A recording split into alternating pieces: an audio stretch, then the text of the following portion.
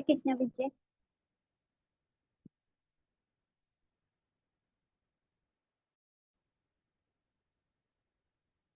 Okay. ज्ञानतिमिरान्धस्य चक्षुरुन्मिलितं तस्मै श्रीगुरवे वाञ्छाकल्पतरुभ्यश्च कृपासिन्धुभ्येव च पतितानां पावनेभ्यो वैष्णवेभ्यो नमो। जय श्री कृष्ण चैतन्य प्रभु नित्यानंद श्री अद्वैत गदाधर शिवासादि गौर भक्तवृंद। हरे कृष्णा कृष्ण कृष्ण हरे हरे, हरे राम राम राम हरे हरे। तो आज का जो टॉपिक है वो है corporate executives at the crossroad.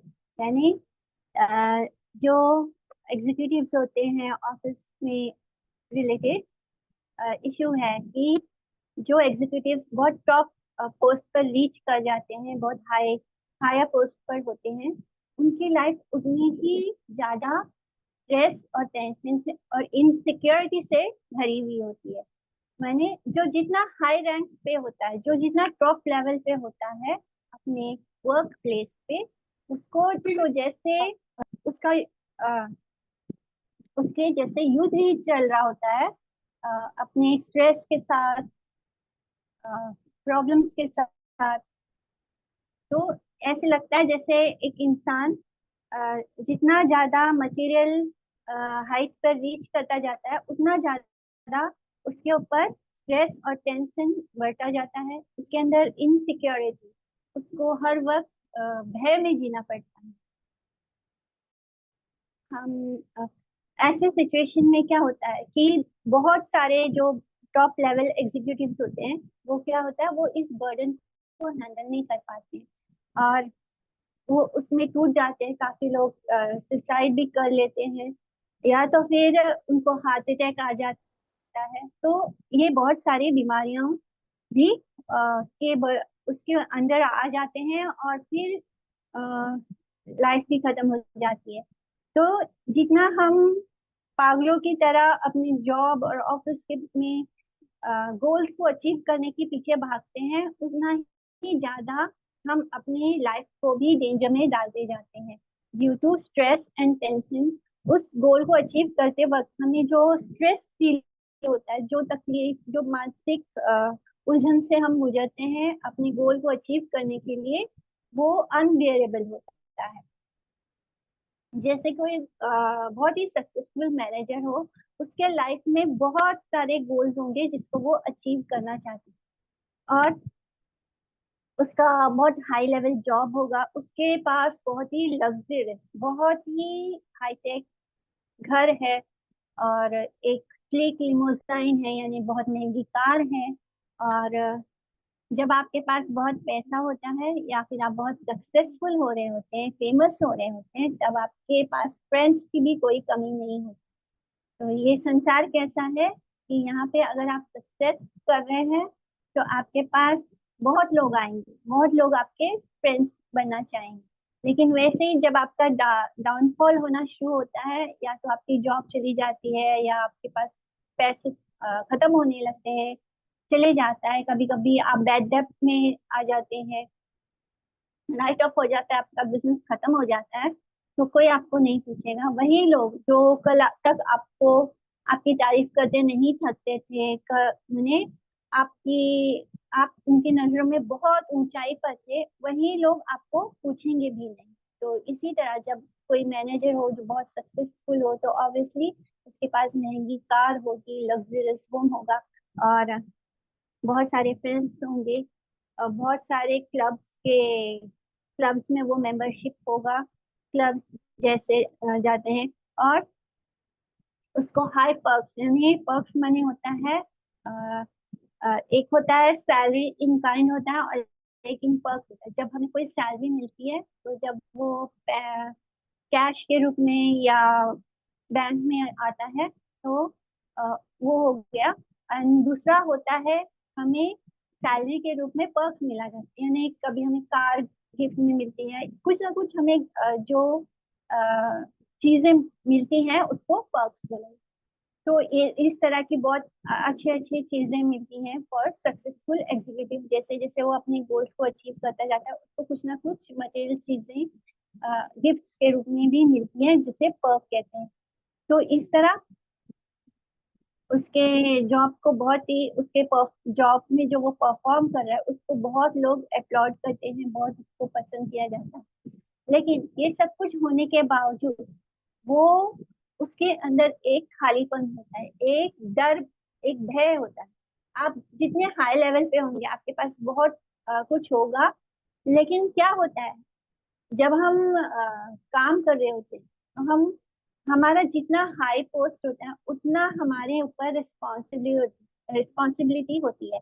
तो उससे क्या होता है कि जिन लोगों के पास बहुत ही बड़े बड़े अच्छे घर होते हैं, उनके पास इतना भी समय नहीं होता है कि वो अपने घर में समय बिता सकें। तो ऐसी स्थिति होती है कि हम बहुत हार्ड वर्क करके बहुत मटेरियल चीजें इकट्ठा हो जाती है हमारी लाइफ में, सब कुछ अच्छा हम बना लेते हैं, लेकिन हम उसको भोग नहीं कर पाते हैं। तो अंदर से ऐसे लोगों के अंदर बहुत इनसिक्योरिटी होता है। जब हम किसी गोल को अचीव करने जाते हैं तो एक भय हमेशा रहता है कि इस बार कर लिया, नेक्स्ट टाइम कैसे होगा। इस बार हमने ये गोल को अचीव कर लिया, बट नेक्स्ट टाइम इसकी कोई गारंटी नहीं है कि वो अचीव होगा। तो एक अंदर से एक खालीपन होता है, डर होता है। और इसके कारण क्या होता है, आप लगातार स्ट्रेस में रहते हैं, टेंशन में रहते हैं, और अंदर इनसिक्योरिटी कॉन्स्टेंटली आपको परेशान करती है। इनसिक्योरिटी मानी जब आपको लगता है कि ये सब मैं अपने गोल को अचीव कर पाऊंगा या नहीं। आप बहुत मेहनत कीजिए, मानो आपको 20 लाख का कोई गोल, आपको कंपनी के लिए 20 लाख लाना है, एंड आपने बहुत मेहनत की पूरे महीने, the whole month you work hard. बहुत मेहनत करने के बाद आप अपने गोल को मान लीजिए आपने 15 लाख तक अचीव कर लिया, but the goal was 20 lakh. आपको कंपनी ने गोल दिया था कि आपको 20 लाख ही अचीव करना, लेकिन आपने सारा अपना जी जान लगा के उसको 15 लाख कर लिया। पर क्या हुआ, कंपनी की नजर में आपने अपने गोल को अचीव नहीं किया, because it was the target was 20 lakh, but you achieve only 15 lakh. तो उससे क्या हुआ, आपका जॉब चला जाएगा, या आपको पे में आपकी सैलरी नहीं मिलेगी, आपको जो पर्क्स मिल रहे थे, जो आपको बेनिफिट्स मिल रहे थे, वो सब कुछ नहीं मिले। तो इसलिए आ, इस तरह के जो जॉब्स होते हैं उसमें हाई लेवल प्रेशर होता है, हाई लेवल टेंशन होता है। आप एक पल में सब कुछ खो सकते हैं, in spite of working very hard. मैंने इतनी मेहनत करने के बावजूद आप सब कुछ खो सकते हैं जस्ट इन अ मोमेंट। तो ये जो चीज है, ये जो सिचुएशन है, ये हमारे अंदर कांस्टेंट इनसिक्योरिटी देती है, जिसके कारण एक भय हर पल मन में बना रहता है, जो हमें एक्चुअली में हमारे परफॉर्मेंस को अच्छा करने नहीं देता। जब आप हर वक्त किसी स्ट्रेस के अंदर होंगे तो ऑब्वियसली आप खुल के नहीं जी पाएंगे, आपके अंदर एक डर हमेशा रहेगा, और ये चीज हमें अंदर से अंडर कॉन्फिडेंस बना देती है, जो कि हमारे प्रोग्रेस में एक हिंड्रेंस बन जाता है, यानी ये हमें आगे बढ़ने से रोकता है।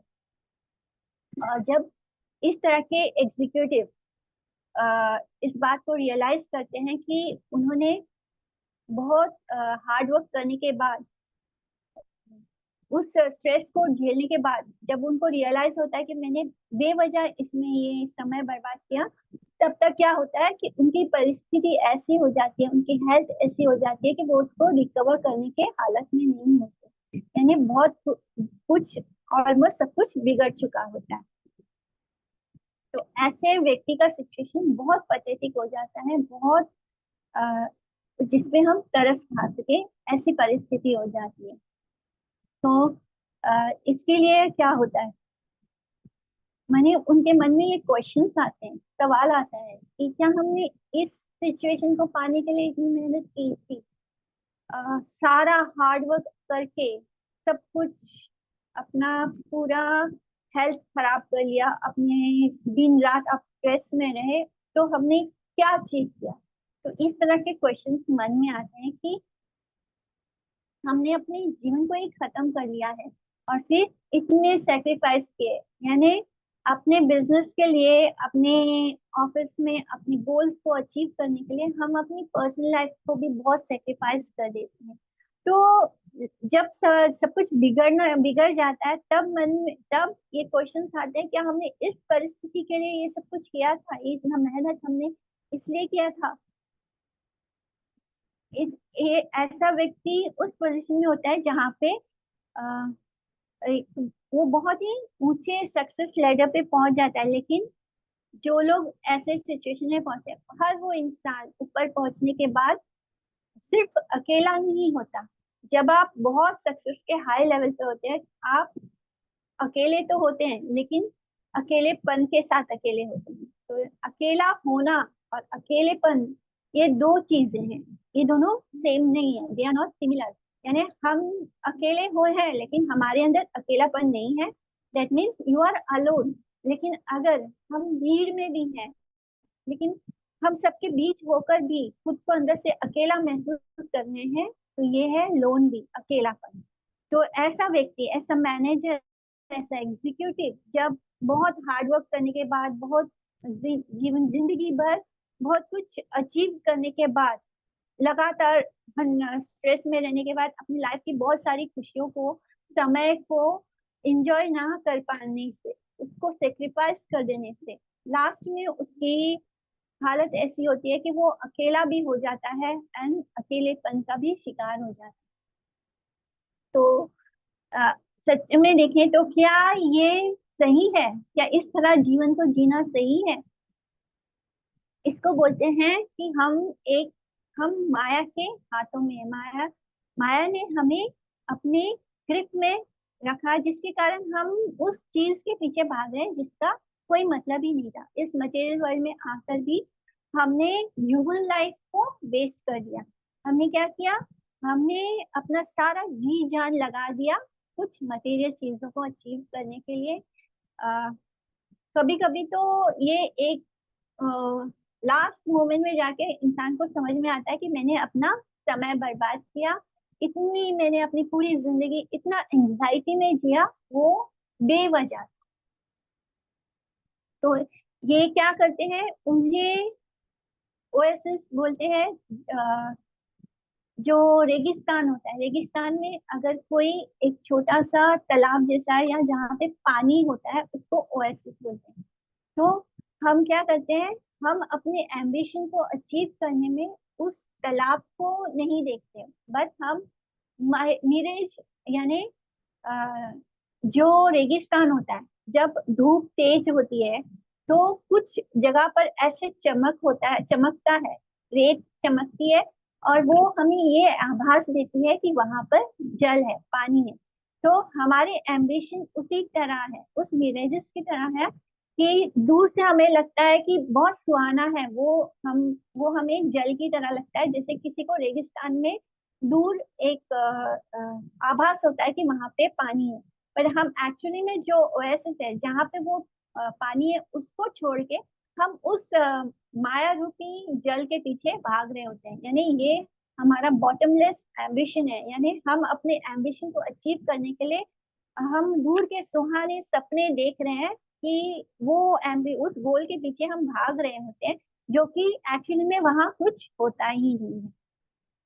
हम इतने सारे, हमारा जो एंडलेस साइकिल है बर्थ और डेथ का, जीवन और मृत्यु का, जो हम लगातार जन्म और मृत्यु के चक्र में फंसे हुए हैं, हमें क्या होगा? लास्ट में हमें दोबारा एक जन्म लेने के लिए फोर्स होना होगा, बिकॉज हमने भक्ति नहीं की। हमने क्या किया? हमने सारा जीवन एक ऐसे एम्बिशन को पीछे भागने में लगाया, जो कि बिल्कुल माया की तरह था, जो हमें सिर्फ दूर से ऐसे लग रहा था कि वो है।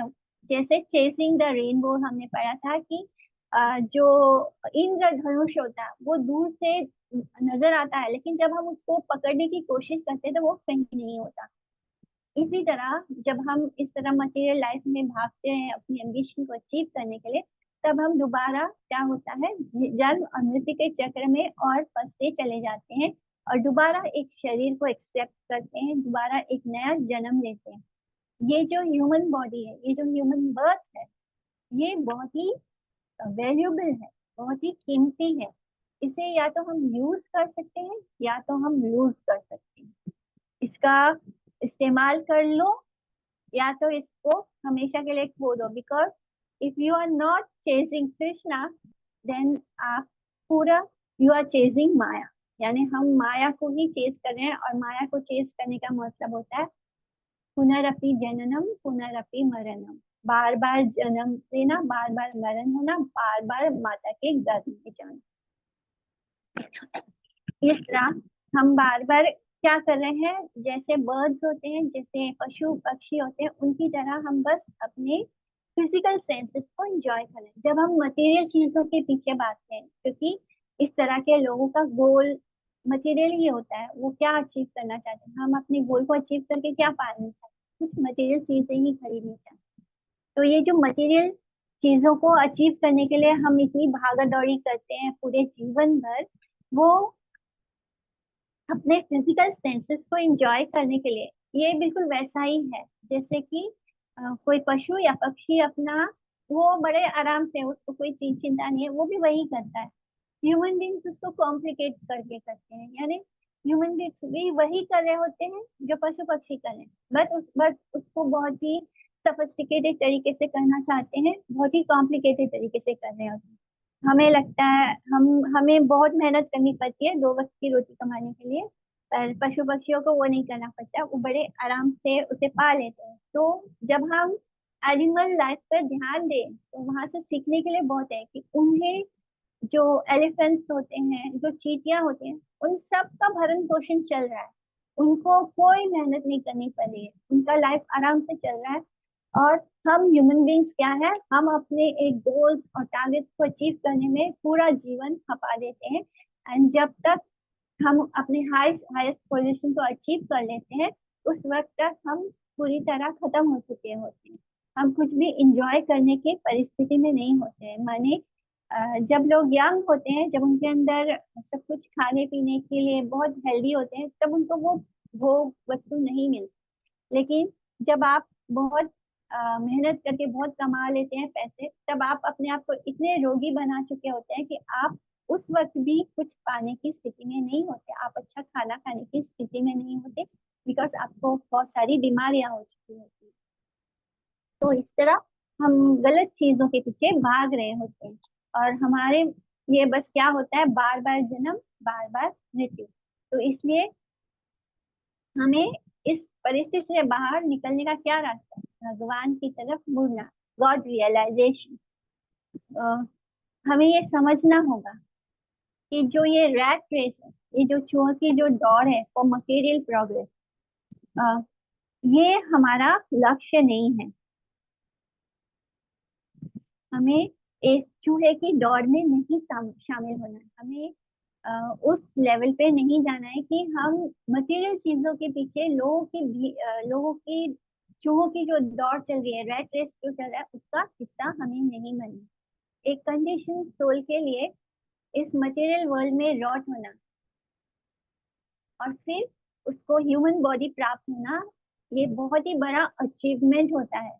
कि पता नहीं जब हम कंडीशन होते हैं तब हम 84 लाख योनियों में ट्रैवल कर रहे होते हैं, बहुत सारे जन्म लेने के बाद जब हमें फाइनली एक ह्यूमन बॉडी मिलता है, तो ये क्या होता है, ये एक रेयर अचीवमेंट होता है। और ध्रुवम, यानी जैसे कि हॉग और डॉग होते हैं, कुत्ते और बिल्लियां होते हैं, उनकी तरह हमारा शरीर भी टेम्पररी है, ये भी मर ही जाएगा। अंत जैसे जन्म हुआ है, मृत्यु भी निश्चित है। किंतु ये अध्रुव माने टेम्पररी, लेकिन ये अर्थदम मीनिंगफुल है। हमारा जो ये जीवन है, ये मीनिंगफुल है। जो कुत्ते बिल्ली चूहे की तरह नहीं है, उनकी तरह टेम्पररी जरूर है, बिकॉज उनका भी शरीर मटेरियल चीजों से बना है, हमारा भी बना है। हम भी मरेंगे, वो भी मरेंगे, लेकिन हमारा जो ये शरीर है, ह्यूमन बॉडी, ये मीनिंगफुल है, इसका वैल्यू है, क्योंकि ये हमें हमारी लाइफ का अल्टीमेट पर्पस दे सकता है, हमारा अल्टीमेट गोल दे सकता है। Because of this human body हम अपने अपने स्पिरिचुअल लाइफ में आगे बढ़ सकते हैं। ह्यूमन बॉडी का प्राप्त करके हमारा लाइफ का गोल क्या होता है कि हम कृष्ण के दास हैं और हमें उनके धाम जाना, हमें मोक्ष प्राप्त करना। तो यही एक्चुअल में मोक्ष होता है कि जब हम मटेरियल चीजों से अपने मन को हटा लेते हैं, इस ह्यूमन बॉडी से हम मुक्ति को खरीद सकते हैं। तो जब हम अपने आप को हायर लेवल पे ले जाते हैं, हम अपनी सोच को हायर लेवल पे ले जाते हैं, तब हम अपने सुपीरियर गोल को अचीव कर सकते हैं। बजाय इसके कि हम जो हमारे कॉर्पोरेट टारगेट्स हैं कॉर्पोरेट वर्ल्ड के, उसमें अपना समय नहीं बर्बाद। जहाँ हम बहुत बार महसूस करते हैं जब जॉब पर होते हैं तो ऐसा लगता है इस जगह को छोड़कर भाग जाए, क्योंकि ये बेकार की चीज, यहाँ पे आपको सुकून मिलता ही नहीं। हम बेकार की चीजों में पूरा सुबह से लेकर रात तक हम पागलों की तरह उस गोल को अचीव करने में लगे हैं जिसका कोई वैल्यू नहीं है। हम अपने ह्यूमन बॉडी को वेस्ट कर रहे हैं। हमें इस फिजिकल रिलेशनशिप से अटैच नहीं होना जो कि टेम्पररी और मीनिंगलेस। जैसे कि गीता में आता है कि जो मटेरियलिस्टिक रिलेशनशिप है, जैसे कि हस्बैंड वाइफ बच्चे रिलेटिव फ्रेंड्स, ये कैसा है कि ये इसको हम कॉजल या टेम्पररी एसोसिएशन बोल सकते हैं। जैसे कि हम किसी विदेश में चले जाएं या अपने शहर से दूर किसी और शहर में घूमने के लिए चले जाएं या किसी काम से चले जाएं, टूर पे चले जाएं, तब क्या होता है उन टूरिस्ट स्पॉट पे हमें अचानक से कुछ अजनबी लोग मिल जाते हैं जिनके साथ हमें फील होता है अचानक से कि हमारा बहुत बॉन्डिंग है, उनकी सोच हमारी सोच एक जैसी है। अचानक से हम उनके साथ बहुत घुल मिल जाते हैं, बहुत अच्छी हमारी फ्रेंडशिप भी हो जाती है उन अजनबी लोगों के साथ। तो ये जो हमारे, लेकिन वो फ्रेंडशिप कैसा है, जब तक हम उस जगह पर हैं बस उतनी ही देर तक वो फ्रेंडशिप लास्ट करता है, क्योंकि उनके प्रति हमारा इमोशनल अपील हो जाता है। ये हम सबके साथ होता है। हम जब भी किसी नई जगह जाते हैं तो कोई ना कोई व्यक्ति हमें ऐसा जरूर मिल जाता है जिसके साथ हम इमोशनली बहुत अच्छा फील करने लगते हैं, उनके साथ बहुत ओपन होकर हम बातचीत कर लेते हैं। तो ये जो हमारे माता पिता हैं, जो हमारे हस्बैंड वाइफ या रिलेटिव्स या किड्स होते हैं, ये सब के साथ भी हमारा ऐसा ही टेम्पररी रिलेशनशिप है। हम इनके साथ एक जर्नी चल रहा है हमारा, और उस जर्नी में हम इस तरह लोगों से मिल रहे हैं। कभी वो हमारे माता पिता होते हैं, कभी वो हमारे हस्बैंड होते हैं, कभी वो वाइफ होते हैं, कभी वो हमारे बच्चे होते हैं, हमारे फ्रेंड्स, हमारे रिलेटिव। ये सिर्फ हमें एक जर्नी में मिल रहे हैं जिनके साथ हम इमोशनली अटैच हो जाते हैं, बिल्कुल वैसे ही जैसे हम किसी टूरिस्ट स्पॉट पर किसी अजनबी से मिलते हैं और उनसे अटैच हो जाते हैं। तो ये जो एसोसिएशन है ये टेम्पररी और मीनिंगलेस। हम इन ये जो सोशल रिलेशनशिप है, फ्रेंडशिप है, फिजिकल अट्रैक्शन, जिसको हम बोलते हैं कि प्रेम, जो कि एक्चुअली में प्रेम नहीं होता, जो लस्ट होता है, जिसका माया जो है वो हमें ऐसा फील कराती है कि ये प्रेम है। तो जब तक हमें किसी के प्रति ये सोच के अट्रैक्शन होता है कि I am women and he is man, या हम जब तक इस बॉडीली कॉन्शियस में रहकर किसी के प्रति अट्रैक्ट होते हैं तो वो लस्ट होता है, वो प्रेम।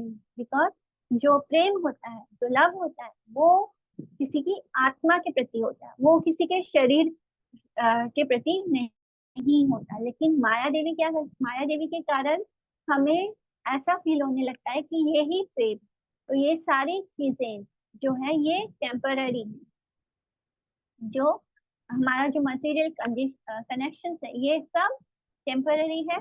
ये माया के कारण हमें फील होता है कि यही सब कुछ है, यही सर्वोपरि है। इसी तरह जो अर्जुन है वो महाभारत के युद्ध के समय, कुरुक्षेत्र के युद्ध के समय, वो भी इसी तरह कंफ्यूज हो गया था। वो क्या सोचता है कि ये सब मेरे माता पिता, मेरे भाई बंधु हैं, इनकी गोद में मैंने खेला है, समय बिताया, तो वही सब कुछ उसको अपने लगते हैं और वो युद्ध करने से मना कर देता है। इसी तरह जब ये, ये जो इफेक्टिव मैनेजर्स हैं, जब वो ये रियलाइज करें कि ये जो मटेरियल वर्ल्ड है इसमें जो हम सब हैं, हमारा जो ये शरीर, मैंने जब वो रियलाइज करते हैं कि हम ये शरीर नहीं, हम आत्मा है, तो हमारी बहुत सारी प्रॉब्लम सॉल्व हो जाएगी जब हम ये रियलाइज कर लेंगे कि हम एक स्पिरिट सोल हैं, हम कृष्ण के अंश हैं। जब हम इस बात को रियलाइज करते हैं तो जो हमें वर्क प्लेस पे स्ट्रेस होता है वो होना खत्म हो जाता है। बिकॉज हमें पता होता है कि ये सब कुछ जो मटेरियल चीजों के पीछे हम भाग रहे हैं सब टेम्पररी है। लेकिन जब हम ये देखना शुरू करते हैं कि हम सब जो है वो इस मटेरियल कवरिंग जिसको हम बॉडी बोलते हैं, जिसको हम मैं बोलते हैं, एक्चुअल में जो मेरा है, तो इस बात को जब हम रियलाइज कर लेते हैं कि ये बॉडी मैं नहीं हूँ, ये जो है, ये जो मटेरियल कवरिंग है, ये इसमें हम जो रियल मैं हूँ वो ट्रैप हो चुके हैं। तो ये ट्रू विजडम होता है। इससे बाहर निकलना ही हमारा ज्ञान है कि हम जब ये सोचना शुरू करते हैं कि हम इस उलझन से, हम इस एंट्रैप बॉडी जो शरीर है इससे कैसे बाहर निकलेंगे, इसको हम कैसे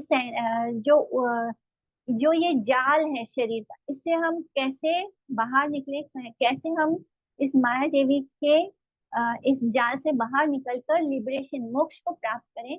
ये हमारा ट्रू विजडम होता है, ये हमारा ट्रू इंटेलिजेंस होता है। ये उन्हीं हमें जब ह्यूमन बॉडी मिलता है तब हमें ये समझना होगा कि हमें ये क्यों मिला है।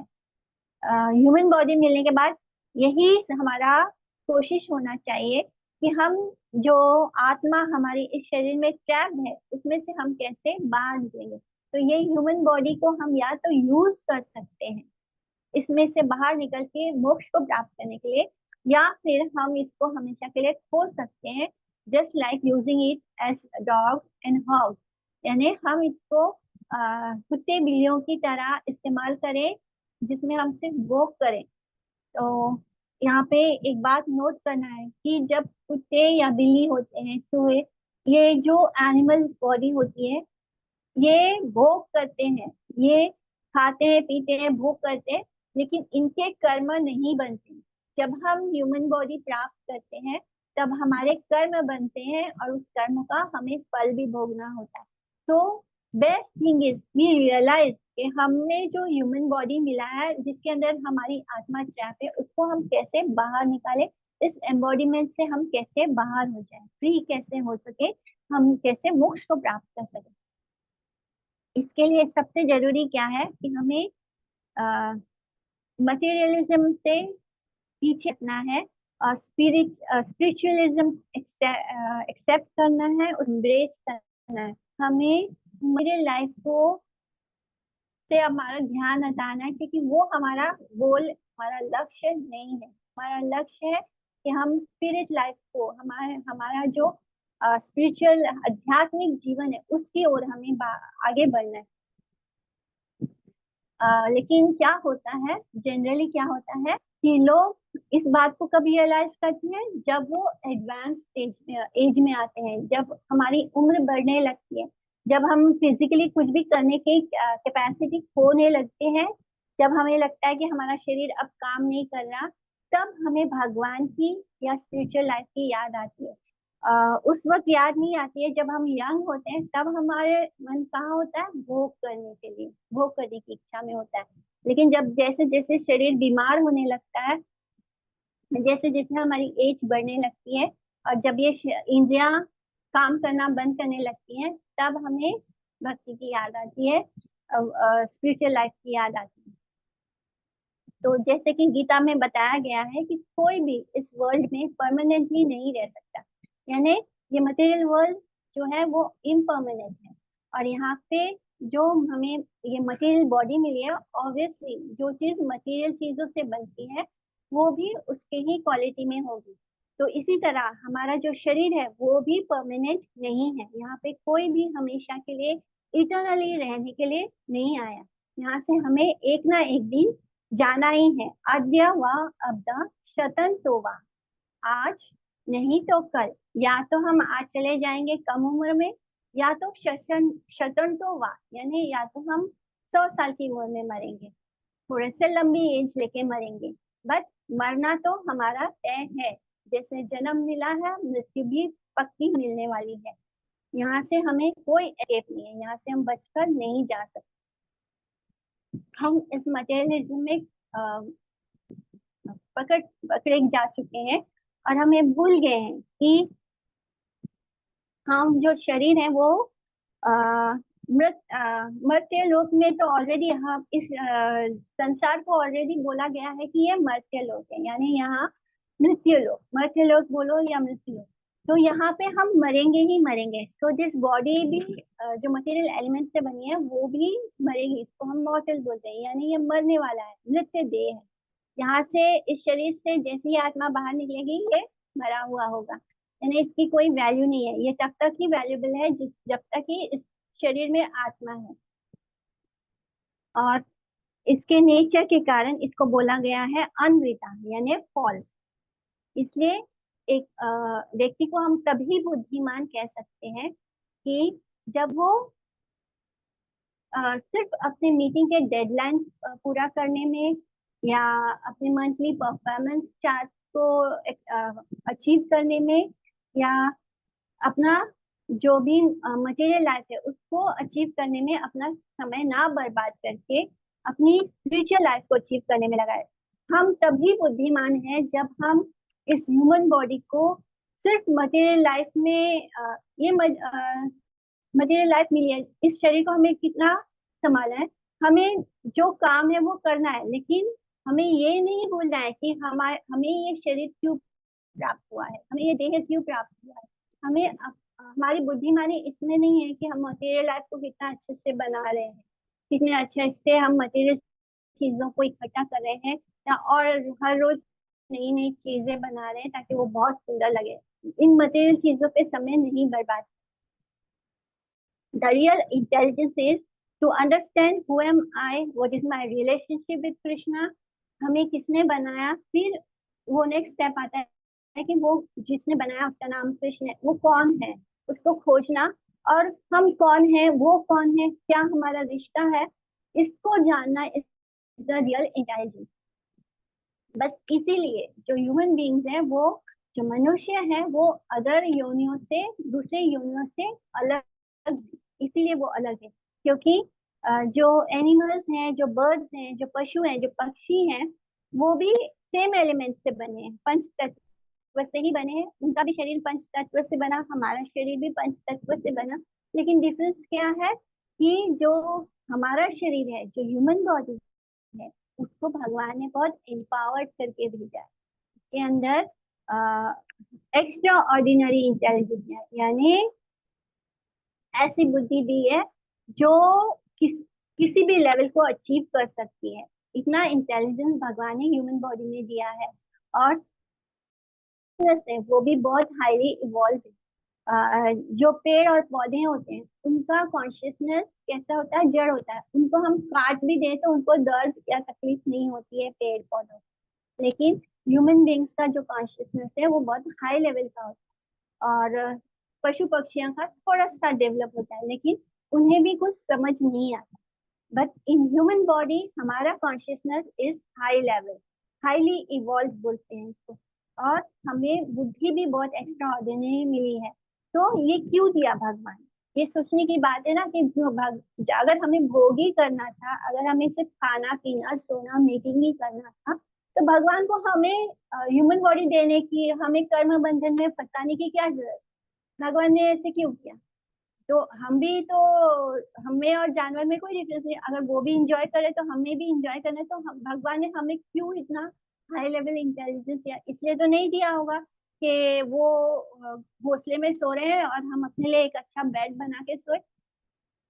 तो उनके लेवल में उन्होंने एक लग्जरी चीज बनाई, हम अपने लेवल पे हमने एक लग्जरी बेड बना लिया। तो ऐसा ही था, तो भगवान ने क्यों हमें बुद्धि दी। यहाँ पे ये बात सोचने की है कि हम क्यों ये बात सोचते नहीं कि अगर हमें सिर्फ भोग ही करना था तो भगवान हमको किसी भी पशु की योनि में डाल देते, लेकिन भगवान ने हमें ह्यूमन बीइंग बनाया, उस पर से हमें बहुत बुद्धिमान बनाया। और हम देख सकते हैं कि कभी कभी कुछ लोगों का बुद्धि इतना हाई लेवल पे होता है कि हमें खुद शॉक हो जाता है कि वो कैसे इस लेवल पे हैं। तो ये एक एग्जाम्पल है समझने के लिए कि हम सब में वो एबिलिटी दी है कृष्ण ने, लेकिन हम इस बात को रियलाइज नहीं करते हैं और हम अपना समय किसमें मटेरियल लाइफ में जब वेस्ट करने लगते हैं तो वो जो हाई लेवल का इंटेलिजेंस है वो यूज नहीं होता। तो हियर इज द पॉइंट कि हमें ये सोचना जरूरी है कि भगवान ने क्यों ह्यूमन बीइंग बना के, अगर हमें सिर्फ भोग ही करना है तो हमें भोग करने के लिए कर्म फल क्यों भोगना पड़ रहा है। तो ये कर्म जो हमें कर्म फल भोगना होता है वो सिर्फ ह्यूमन बॉडी में भोगना होता है, वो एनिमल बॉडी में नहीं भोगना है। इससे अच्छा तो अगर हमें सिर्फ यही खाना पीना सोना है तो इससे तो अच्छा है कि हमें जानवर का शरीर मिले, वहां पे हम कोई कर्म भी नहीं बनाएंगे, बस खाएंगे पियेंगे सोएंगे, कुछ टेंशन नहीं, ना हमें ऑफिस जाना है, ना हमें जॉब करना है, ना हमें सोफिस्टिकेटेड समय बर्बाद करना है घर ईंट पत्थर के घर बनाने में, बिल्डिंग्स बनाने में। तो हियर इज द पॉइंट कि हमें ये सोचना जरूरी है कि क्यों भगवान ने हमें इतना एक्स्ट्रा एक्स्ट्रा ऑर्डिनरी ब्रेन दिया है, क्यों हमें इतना हाईली इवॉल्व कॉन्शियसनेस दिया है, क्यों हमें कोई स्पर्श भी करता है तो हमें महसूस हो जाता है, बट अगर आप पेड़ पौधों को काट भी दो तो उन्हें दर्द नहीं होता बिकॉज उनका कॉन्शियसनेस डेवलप नहीं है। तो इसलिए दिया ताकि हम अपने ह्यूमन गोल को अचीव कर सकें। भगवान जो करते हैं वो कुछ सोच समझ के किया, तो ये पॉइंट हमें समझना होगा कि हमें ये जो दिया है भगवान ने एबिलिटी, ये क्यों दिया, ताकि हम इस मटेरियल एंट्रैपमेंट से, ये जो मटेरियल जाल है इसमें से हम बाहर निकल सके और अपने ह्यूमन लाइफ के जो गोल है उसको अचीव कर सके। तो ये समझना बहुत जरूरी है। ये जो हमारी फास्ट पेस एग्जिस्टेंस है, हमारी जो लाइफ है बहुत तेज दौड़ने वाली, इसमें बहुत सारे मैनेजर्स हैं और कुछ जो आगे जाके मैनेजर्स बनने वाले, लेकिन वो क्या है, वो इतने ज्यादा इस मटेरियलिस्टिक लाइफ में पूरी तरह डूब चुके हैं। उनका काम क्या है, हम जब कुछ हाई पोस्ट पे होते हैं, हम यंगस्टर्स को देखते हैं ना कि बहुत ज्यादा उनकी लाइफ मटेरियलिस्टिक होती है। जब हमारे पास इतनी अच्छा शरीर होता है, जब हम बहुत हेल्दी होते हैं, जब हम बहुत अच्छा सोच सकते हैं, हमें शरीर में कोई तकलीफ नहीं होती, तब हम क्या कर रहे होते हैं, हम अपना समय बर्बाद करते हैं। हम मॉल्स में घूम रहे होते हैं, सिनेमा हॉल्स में घूम रहे होते हैं, हम बहुत हाईटेक रेस्टोरेंट्स में जा रहे होते हैं। हमें बस नए नए तरीके के भोग खाना है, हमें सब कुछ ट्राई करना है, दुनिया में नए नए तरह के जो डिशेस हैं उसको ट्राई करना है। हम अपना समय कंप्लीटली वेस्ट कर रहे हैं। हमारे शरीर में जब इतनी एनर्जी है, जब हम इतने हेल्दी होते हैं, तब हम क्या करते हैं, हम इन चीजों में अपना समय बर्बाद करते हैं, इस मटेरियल लाइफ। तो इसी तरह जो मैनेजर्स होते हैं, जो बहुत हाई हाई अचीवर्स होते हैं, वो क्या करते हैं, वो इस तरह अपनी जो ह्यूमन लाइफ है उसको वेस्ट करते हैं। वो अपने ह्यूमन लाइफ के जो गोल है उस पे उनका फोकस नहीं होता। और ये क्या होता है, ये डेंजरस साइन होता है कि वो ये लोग अपने आप को और ज्यादा इस जाल में फंसा रहे हैं। इस जो कॉम्पिटिटिव कॉर्पोरेट वर्ल्ड है इसमें वो लोग फंसते ही चले जाते हैं। पहले हमारे इंडिया में कॉल सेंटर्स नहीं थे, तो लड़कियों को हमने कभी सिगरेट या स्मोकिंग करते हुए नहीं देखा। जब कॉल सेंटर्स आए हमारे कंट्री में, तब नाइट शिफ्ट बढ़ गई। नाइट शिफ्ट बढ़ने से क्या हुआ, लड़कियां भी स्मोकिंग कर रही हैं। लड़कियों में और लड़कों में जो बुरे हैबिट्स पहले सिर्फ लड़कों में होते थे, वो सारे हैबिट्स अब लड़कियों में भी है। हमारे लोकेशन में हम देखते हैं कि आजकल बड़े ओपनली आप किसी को स्मोकिंग करते हुए देख लेंगे, किसी भी लड़की को। मैंने पहले ये बहुत रेयर होता था, पहले ये चीज हमें कभी लड़कियों के मामले में नहीं देखने को मिलती थी, बट आजकल ये सब कुछ अ, मैंने एक लड़का ही खुद एक लड़की के लाइटर से उसके सिगरेट को जला कर दे रहा है, यानी दिस सो कॉमन कि हमें अब कुछ अजीब भी नहीं लगता है। पहले लोगों को तो ये अजीब लगता था, लड़कियों को ये सब अलाउड नहीं होता था, but now the society is completely different. यहाँ पे सब पैसे कमा रहे हैं और वो पैसे को कमा कर क्या कर रहे हैं, बस अपनी लाइफ को बिगाड़ रहे हैं। हम मटेरियल चीजों के पीछे पूरी तरह पागल हैं। हम उसको ही सब कुछ मान लिया है कि यही सब कुछ है।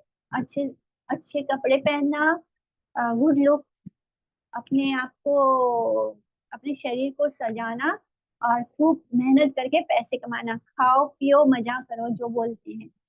तो बस यही चल रहा है कॉर्पोरेट वर्ल्ड में, यही हो रहा है। सब लोग एक कंपटीशन में लगे हैं, ज्यादा से ज्यादा पैसे कमाना और फिर इस तरह अपने लाइफ को बर्बाद करना।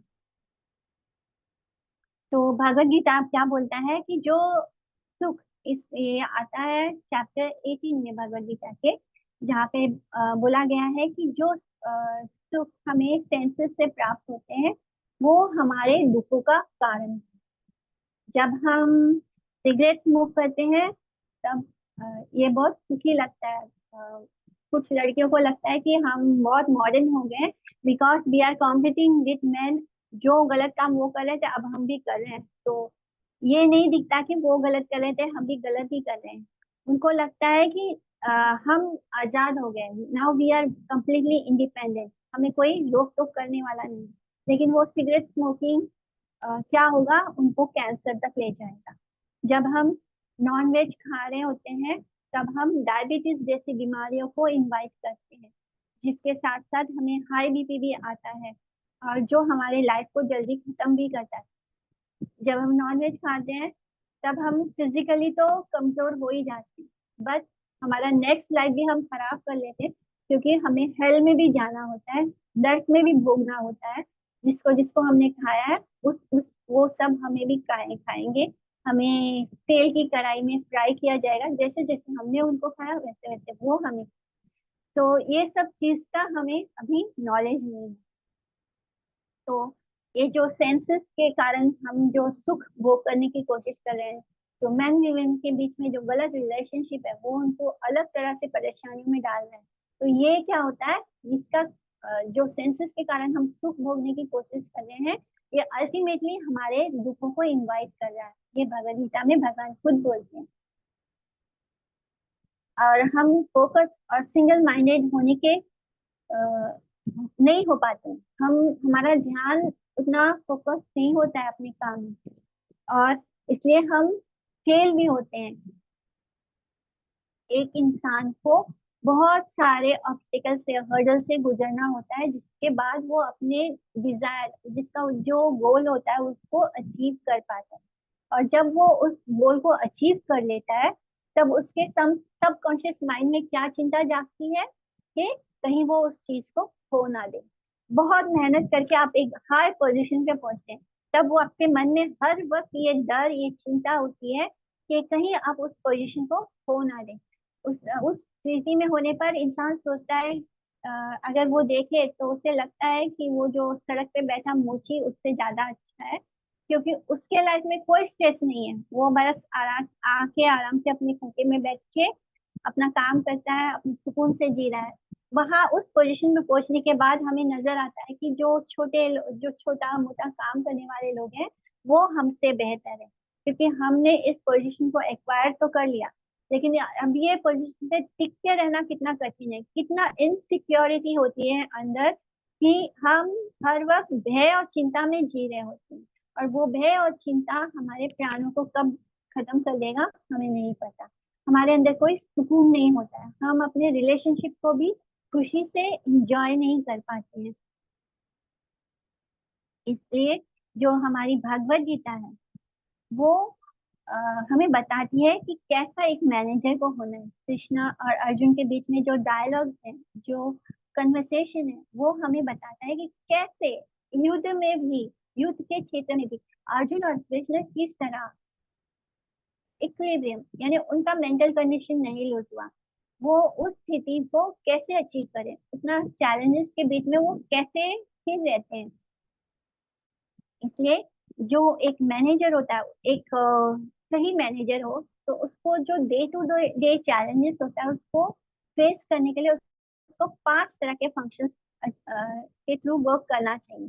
पहले होता है उसका प्लानिंग, उसके बाद होता है उसको फर्स्ट मैंने इसको ये कैसे वेल ऑर्गेनाइज्ड है कि पहले हमें प्लान करना चाहिए, फिर उसको ऑर्गेनाइज करना चाहिए, प्लान को इम्प्लीमेंट करना शुरू करना चाहिए, फिर स्टाफ या ह्यूमन रिसोर्सेज जिसकी जरूरत है, जो उस काम को अच्छे से कर सकते हैं, वो इकट्ठा करना। नेक्स्ट होता है लीड करना, हमें कैसे सबसे वो काम करवाना है। एंड नेक्स्ट होता है कंट्रोल में रहना, यानी सिर्फ हमें लीडरशिप का मतलब ये नहीं होता है कि हमने सबको एक एक काम अलॉट कर दिया, लेकिन उसके बाद फीडबैक लेते रहना भी ये लीडरशिप की क्वालिटी होती है। तो इस तरह जब ये स्टेप इन्वॉल्व होता है, तब हमें कोई गोल अचीव करने के लिए पहले एक ऑर्गेनाइजेशन, अगर कोई ऑर्गेनाइजेशन हो, अगर कोई कंपनी हो, तो वो गोल को कैसे अप्रूव कर अचीव करेंगे, जब कोई कंपनी को सेल्स को हमें बढ़ाना है, तब क्या करना है, एक मैनेजर को सबसे पहले क्या डिसाइड करना होता है, एक स्ट्रैटेजी बनानी होती है, जिसको एक स्ट्रैटेजी बना के उस गोल को कैसे अचीव कर सकता है, उस गोल तक पहुंचना होता है। यानी ये स्ट्रैटेजी मैंने क्या होता है, अगर मुझे मेरे कंपनी की सेल्स बढ़ानी है तो क्या करना है, मुझे एडवर्टाइजिंग को इंक्रीज करना है, मुझे मेरे पास जितने स्टॉक है उसका इन्वेंट्री को बढ़ाना है, यानी उस स्टॉक का क्वांटिटी बढ़ाना है, मेरे सेल्स स्टाफ कैसे है, सही बंदे को सेल्स स्टाफ में रखना है, और फिर एक प्लान बनाना है और इन सब को लेकर उसको अचीव करना है। तो इसी तरह हम अपने कंपनी के सेल्स को इम्प्रूव कर सकते हैं। इसी तरह कृष्ण और अर्जुन का जो कन्वर्सेशन है उसको देख के हम समझ इसका इम्प्लीमेंट हम अपने बिजनेस में कर सकते हैं और उसको अचीव कर सकते हैं। तो इस दोनों में बहुत सिमिलैरिटी है। अ, अर्जुन जो था वो युद्ध की भूमि में था, लेकिन वो युद्ध भी लड़ रहा था, लेकिन वो किस तरह युद्ध लड़ रहा था, वो कंटिन्यूसली कृष्ण के लिए ही कर रहा था। उसको कोई टेंशन नहीं था कि इसका क्या रिजल्ट हो, उसको हार और जीत से कोई मतलब नहीं उसको, बिकॉज जब हम कृष्ण के लिए कुछ करते हैं तब हमें कोई टेंशन नहीं होता कि हमें हारना है, हमें जीतना है। हार और जीत हमें अंदर से इनसिक्योर बनाता है, जब हम जीतते हैं तो दोबारा हमें हारने का भय है, जब हम हारते हैं तो पूरी तरह टूटकर खत्म हो जाता है। यानी हार और जीत दोनों ही परिस्थिति हमारे लिए अच्छी नहीं होती, लेकिन जब हम वही काम कृष्ण के लिए कर रहे होते हैं, तब हमें ना हार की चिंता है, ना हमें जीत की चिंता है। हम लोग हमेशा बोलते हैं कि हमारे लिए काम करते हुए चैंटिंग करना या कृष्ण पर फिक्स रहना डिफिकल्ट होता है, लेकिन थोड़ी बुद्धि से सोचिए, अर्जुन जो था वो युद्ध की भूमि में था, जहाँ पे तीर चल रहे थे, जहाँ पे बड़े बड़े ब्रह्मास्त्र चल रहे थे, लोग मर रहे थे, और उस परिस्थिति में भी वो एकदम काम था, उसका इक्विलिब्रियम नहीं खोया, क्योंकि वो कृष्ण को लक्ष्य बना के चला था। वो यही सोच रहा था कि मुझे 100% ये युद्ध लड़ना है, क्योंकि कृष्ण चाहते हैं कि मुझे युद्ध लड़ना है। एंड उसका फोकस नहीं हटा, उसका फोकस बस इतना था, he was fighting for lord Krishna. तो वो 100% दे रहा था। इसी तरह जब हम कोई काम करते हैं तो हमें ये सोचना है कि ये हम कृष्ण के लिए करें, तब वहां पे ना तो हम कृष्ण को भूलते हैं, ना हमारा काम खराब होता है। यानी हम जो मटेरियल लाइफ में कर रहे हैं अपने, हम काम इसलिए करते हैं ताकि हम अपने घर को चला सकें, हम आ, जो बोलते हैं कि हम अपने घर के नीड्स को पूरा कर सकें। बट भगवद गीता हमें ये नहीं कहती कि हमें अपना काम छोड़ देना है। हमें पागलों की तरह सिर्फ अपने गोल्स को अचीव नहीं करना। जो हम गोल्स अपने लिए कर रहे हैं, हमारा गोल क्या है, कृष्णा को अचीव करना। जब हम ये सोचते हैं कि ये काम हम कृष्ण के लिए कर रहे हैं, तब हम अपना 100% दे देते हैं, और तब वो चीज ऑटोमेटिकली अच्छी होनी शुरू हो जाती है। इवन अगर हम हार भी जाते हैं तो हमें कोई शौक शौक नहीं लगता, हमें कोई सदमा नहीं लगता, हम उसके वजह से हमारा फिजिकल हेल्थ नहीं खराब होता, हम दोबारा उसको अच्छे से करने के लिए तैयार हो जाते हैं, because we did it for Krishna. And हमें उसके रिजल्ट से कोई मतलब नहीं होता, ना हार से मतलब होता है, ना जीत से मतलब होता है, क्योंकि हमारा लक्ष्य जब कृष्ण होते हैं तो हम जो भी काम कर रहे हैं उसको हम 100% करते हैं। हमें कॉन्स्टेंटली ये याद नहीं रखने की जरूरत है कि नहीं नहीं मुझे तो अभी चैंटिंग करनी है, पढ़ाई करते करते हम ये नहीं सोचते नहीं नहीं अभी मुझे कृष्ण कृष्ण बोलना, नहीं, हम अपनी पढ़ाई कृष्ण के लिए कर रहे हैं और कृष्ण चाहते हैं कि हम उनके लिए पढ़ें। तो हमें अपना 100% देना है, हमें पूरा अपना कंसंट्रेशन, अपना फोकस अपनी पढ़ाई पे रखना है, क्योंकि we are studying for lord Krishna. तो हमारा फोकस वहां से हटेगा नहीं, ना ही बिकॉज हमारा बैक ऑफ द माइंड क्या है कि मैं ये पढ़ाई कृष्ण के लिए कर, मैं ये जो भी कर रहा हूँ वो कृष्ण के लिए कर, मैं ये बिजनेस जो कर रहा हूँ कृष्ण के लिए कर, मुझे ये जो गोल अचीव करना है वो कृष्ण के लिए कर। एंड देन अगर उसमें हार जाए तो भी हमें कोई दुख नहीं, बिकॉज मैं ये कृष्ण के लिए कर रहा था। Now I gave my 100%, rest Krishna पे छोड़ दीजिए।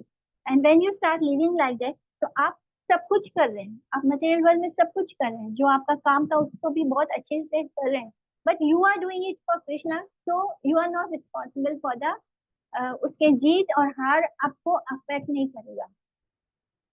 दूसरे लोग क्या करते हैं वो नेसेसरी नहीं होता, हम कैसी अपनी सोच के साथ चल रहे हैं वो नेसेसरी है हमारे लिए। इंटेलिजेंस क्या है ये समझना कि हमारा ह्यूमन बॉडी जो है वो हमें क्यों प्राप्त है, उसका गोल क्या है, उसका गोल है कृष्णा को सेटिस्फाई करना, कृष्ण के पास जाना, कृष्ण के साथ अपना संबंध बनाना।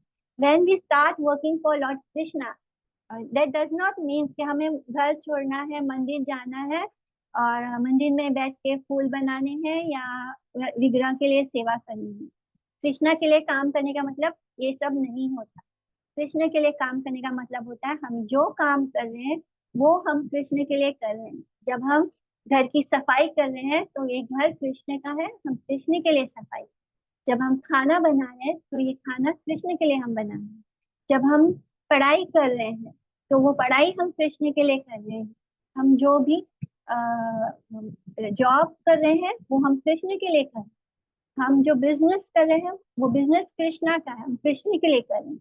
Just do it for lord Krishna and then उसका रिजल्ट आपको अफेक्ट नहीं करेगा, बिकॉज आपके अंदर वो शांति होगी, बिकॉज आपके जीवन का गोल तो कृष्ण है, आपके जीवन का गोल बिजनेस में हाई लेवल अचीव करना नहीं है, वो बिजनेस आप सिर्फ कृष्ण के लिए कर रहे हैं, वो पढ़ाई आप सिर्फ कृष्ण के लिए कर रहे हैं।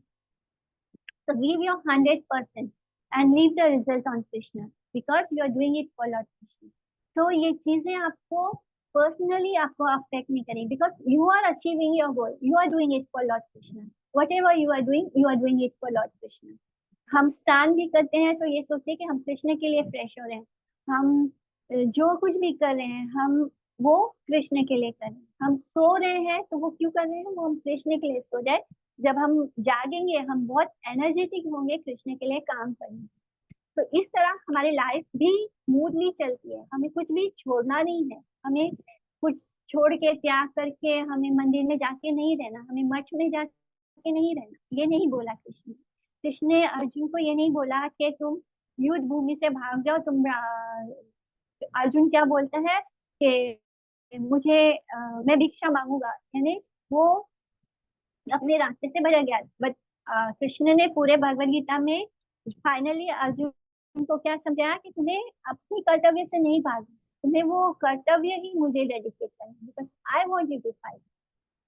एंड देन इसीलिए उस इतने मित्र उसके पुत्र भी मारा जाता है अर्जुन का, इतना दर्द इतनी तकलीफ के बीच में भी वो अपना युद्ध लड़ता है, बिकॉज वो ऐसा इसलिए कर पाया, इस मेंटल स्टेबिलिटी के साथ इसलिए कर पाता है क्योंकि वो चीज वो कृष्ण के लिए कर रहा है।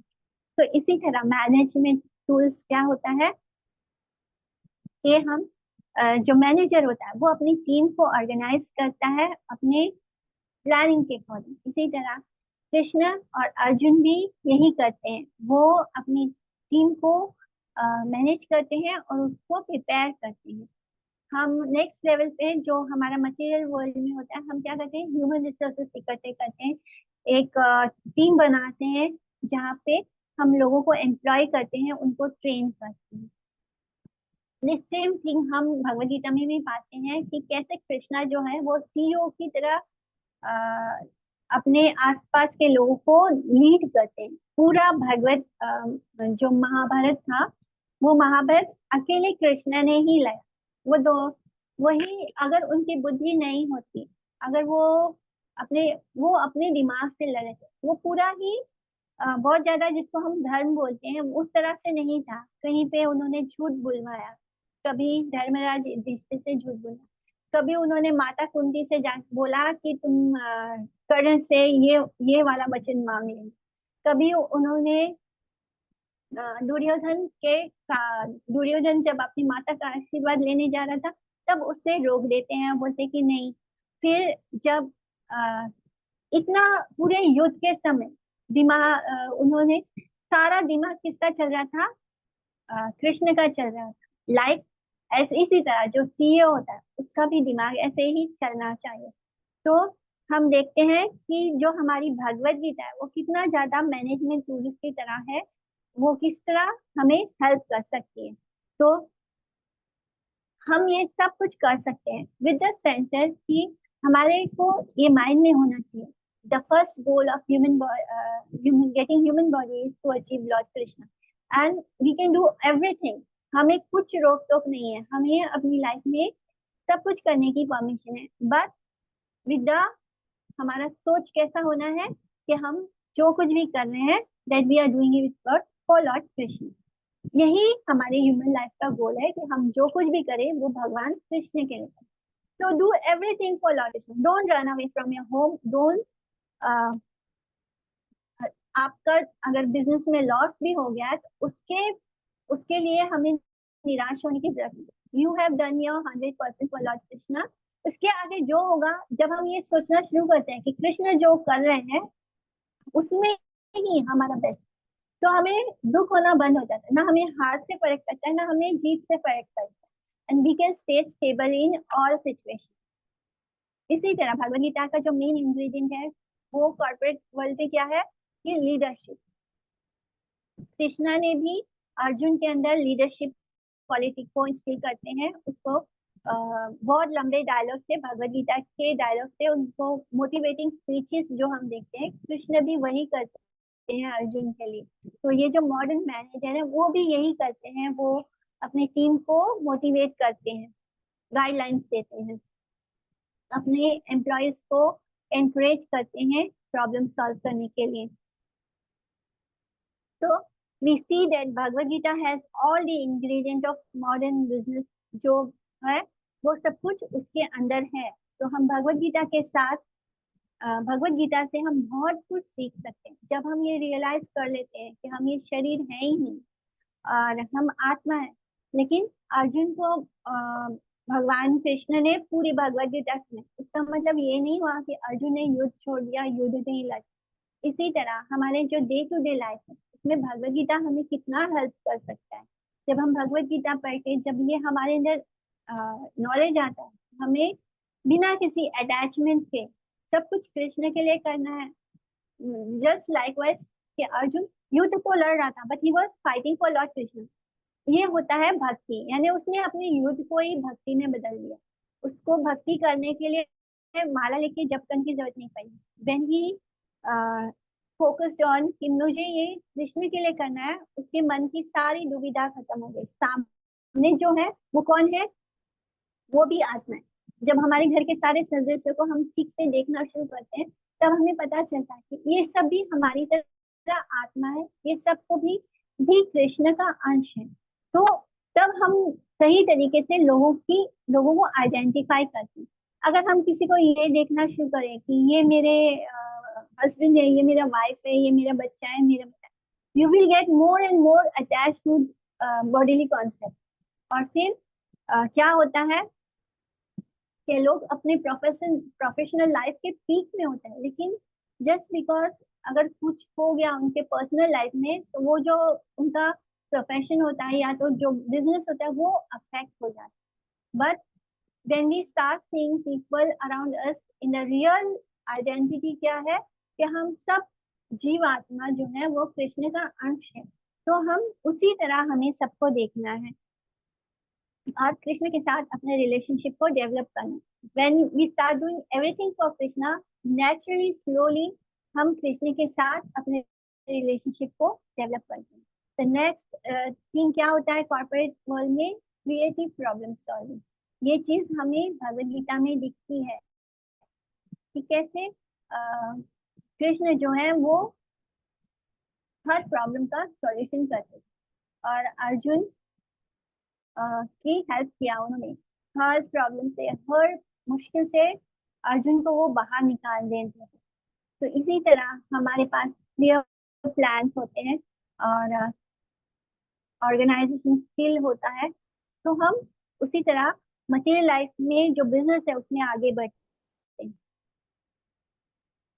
इसलिए भगवत गीता हमें बताती है कि हम अपने लाइफ को कैसे स्पिरिचुअल होकर जी सकते हैं। हमें जो हमारी डे टू डे लाइफ है उसमें ही हमें स्पिरिचुअलिज्म को लाना है, हमें कुछ भी अलग से नहीं करना है। हमें कुछ छोड़ना नहीं है, हमें अपने माता पिता को छोड़ना नहीं है। माता पिता ये ये सेवा भी करनी है, अपनी जिम्मेदारी को पूरा करना है, जो रिस्पॉन्सिबिलिटीज हमारे ऊपर है। हमें अपनी वाइफ को छोड़ना नहीं है। हम जब ये बोलते हैं कि ये जो वाइफ है, हस्बैंड है, किड्स है, ये हमारे रिलेशनशिप टेम्पररी है, बिकॉज वाइफ, किड, हस्बैंड ये सब कब आता है, जब हम उसको बॉडीली कॉन्सेप्ट में देखते हैं। जब हम ये शरीर शारीरिक रूप से जब हम जुड़ते हैं, तब ये मेरा वाइफ, हस्बैंड, किड्स है। लेकिन when we see everyone as the part and parcel of Lord Krishna, हम रियल में उनको देखते हैं, तब हम एक्चुअली में उनका भला करते हैं। तब हम जानते हैं कि हम सबके लाइफ का गोल सेम है, हमारा डेस्टिनेशन सेम है, हमें सबको लिबरेशन अचीव करना है। ये तभी पॉसिबल होगा जब हम आ, अपने आप को कृष्ण के अंश मानेंगे, जब हम ये सोचेंगे कि हमें और बाकी सबको भी कृष्ण को ही अचीव करना है। And that will be the real identity. हमें वाइफ को छोड़ना नहीं है, या हस्बैंड को छोड़ना नहीं है, या घर छोड़ के जाना नहीं है, या पढ़ाई नहीं छोड़ना है, बिजनेस नहीं छोड़ना, सब कुछ करना है, but we have to do it with the right knowledge, कि ये सब कुछ हम कृष्ण के लिए करना शुरू करें। हम जब कृष्ण के लिए करना शुरू करते हैं, तब हम 100% उस पर फोकस भी करते हैं। और कोई ऐसी नहीं होता है कि अगर मैं पढ़ाई कृष्ण के लिए कर रही हूँ तो मैं पढ़ाई में 100% फोकस करूंगी। ऐसा नहीं होगा कि मुझे बुक लेके बैठना है और हाथ में माला पकड़ के हरे कृष्णा करना है, बुक के खाली पढ़ने वाले, ये नहीं करना है। जब गोल ही ये है कि मुझे ये पढ़ाई कृष्ण के लिए करनी है, तो I will study for lord Krishna, I will do concentrate and focus 100% for lord Krishna. When you say I am doing it for lord Krishna, ये ऑटोमेटिकली आपकी पढ़ाई भक्ति हो जाती है। जब आप अपना बिजनेस ये सोच के करते हैं कि मैं ये कृष्ण के लिए कर रहा हूँ, तो आप जो भी काम कर रहे हैं वो 24/7 आपका भक्ति भी चला जाता है, उसका कोटा भक्ति में जाता है, वो आपका मटेरियल लाइफ नहीं होता। तो start working like this. Bhagavad Gita को अपने डे टू डे लाइफ में इन्वॉल्व कीजिए। जो भगवत गीता की टीचिंग्स है वो एग्जैक्टली हमारे कॉर्पोरेट वर्ल्ड के साथ मैच करती है। जिस तरह उसमें मैनेजमेंट टूल्स यूज होता है, वैसे ही भगवत गीता में भी कृष्ण और अर्जुन उसी तरह से फोकस करते हैं युद्ध पर और लड़ते हैं। उसी तरह कृष्ण अर्जुन को मोटिवेट करते हैं, और फिर उसी तरह वो क्रिएटिव तरीका ढूंढते हैं प्रॉब्लम सॉल्विंग का। जैसे द्रोणाचार्य को मारना था, तो उसका कमजोरी क्या था, वो अपने पुत्र में आसक्त था, पुत्र के प्रति आसक्त था। तो कृष्ण ने क्या किया, बुद्धि यूज की। उन्होंने एक हाथी को मार दिया उसके बेटे के नाम से, अश्वत्थामा। एंड उस व्यक्ति से झूठ बोलना, वो धर्मराज युधिष्ठिर जो कभी झूठ नहीं बोलता, उसने उसने उस वक्त भी झूठ नहीं बोला, बट वो अपने क्रिएटिव तरीके से किस तरह सब कुछ मैनेज किया, उससे बुलवाते हैं।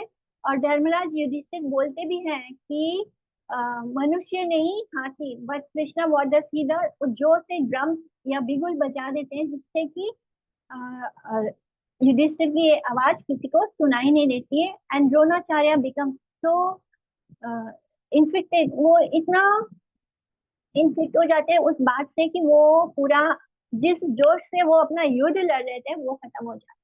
तो जैसे मैंने यही कहा कि जब हम मटेरियल लेवल पर अटैचमेंट होते हैं तो हम हार जाते हैं। जरा सा हमारे फिजिकल रिलेशनशिप में अगर हम देखते हैं कि मेरे बेटे को कुछ हो गया या मेरे पति को कुछ हो गया, तो हम अंदर से टूट जाते हैं। But when we see everywhere Krishna, तो हम अंदर से स्ट्रांग होते हैं, हमारा मेंटल स्टेटस जो होता है वो इक्विलिब्रियम में होता है, हम किसी भी परिस्थिति को सामना कर सकते हैं। हमारा शरीर बीमार नहीं होता, हम अच्छी तरह से सोच रखते हैं, पॉजिटिवली सोच के साथ हम आगे बढ़ते हैं लाइफ। तो यहाँ पे हम एक चीज को अच्छे से समझना है कि हमें कुछ भी छोड़ना नहीं। हम जो हमें अपने परिवार को नहीं छोड़ना, हमें हस्बैंड, माता पिता, भाई बहन किसी को छोड़ना नहीं, लेकिन हमें सब कुछ रियल विजन से देखना है, जो सत्य है उस तरह से देखना है। हमें हर जीव को कृष्ण के अंश के रूप में देखना है, and then we can know कि हमारा रिलेशनशिप कृष्ण के साथ है तो इन सबके भी साथ है, but in with respect to lord Krishna. ये नहीं कि ये हमारा खानदान है, ये मेरा है, वो दादा है, परदादा है, मेरा मेरा ये चीज खत्म होना है, मैं और मेरा। तो इस लाइफ को आगे बढ़ने के लिए, टेंशन और स्ट्रेस फ्री होकर जीने के लिए हमारे पास जो सबसे अच्छी चीज है इस कलयुग में वो है हरे कृष्णा महामंत्र। तो इस मंत्र को शुरुआत करके हम आगे बढ़ सकते हैं अपने लाइफ में। एंड जैसे मैंने बोला है कि हमें हरे कृष्णा महामंत्र का जप करना है, मंत्र का जप माला पे करना है, लेकिन जब हम अपनी पढ़ाई कर रहे हैं तो हमें 100% पढ़ाई करनी है, because we are studying for Krishna. अगर हम कुकिंग कर रहे हैं तो हमें 100% कुकिंग करनी है, हमारा मन इधर उधर नहीं भटकना। हम 100% कुकिंग करेंगे because we are cooking for lord Krishna. अगर हम बिजनेस कर रहे हैं, प्लानिंग कर रहे हैं, बना रहे हैं उसको आगे बढ़ाने के लिए, वो हमें 100% करना है विथ रिस्पेक्ट कि हम कृष्ण ने जो हमें बताया है उसके अकॉर्डिंग करना है। उस तरह हम ये सोच कर करना है कि हम ये बिजनेस भी कृष्ण के लिए करें, तो हमें वहां पे 100% फोकस करना है। So like that we can move ahead in our life. Any doubt? Hare Krishna. Here we end this topic. Hare Any doubt? Krishna माता जी, आभार माता जी। हरे कृष्णा सुरेश माता जी। हरे कृष्ण दीदी, कैसे? दंडवत प्रणाम। कृष्णा दीदी दंडवत प्रणाम everyone. दंडवत प्रणाम विश्वरूप। हरे कृष्णा। हरे कृष्णा वांछा माता जी। कल्पतरुभ्यश्च। हरे कृष्ण माता जी, भारती माता जी, दंडवत प्रणाम। हरे कृष्णा वांछा दंडवत प्रणाम। कल्पतरुभ्यश्च कृपा सिंधुभ्यः च पतितानां पावनेभ्यो वैष्णवेभ्यो नमः। हरे कृष्ण दंडवत प्रणाम। हरे कृष्णा, दंडवत प्रणाम एवरीवन। हरि बोल।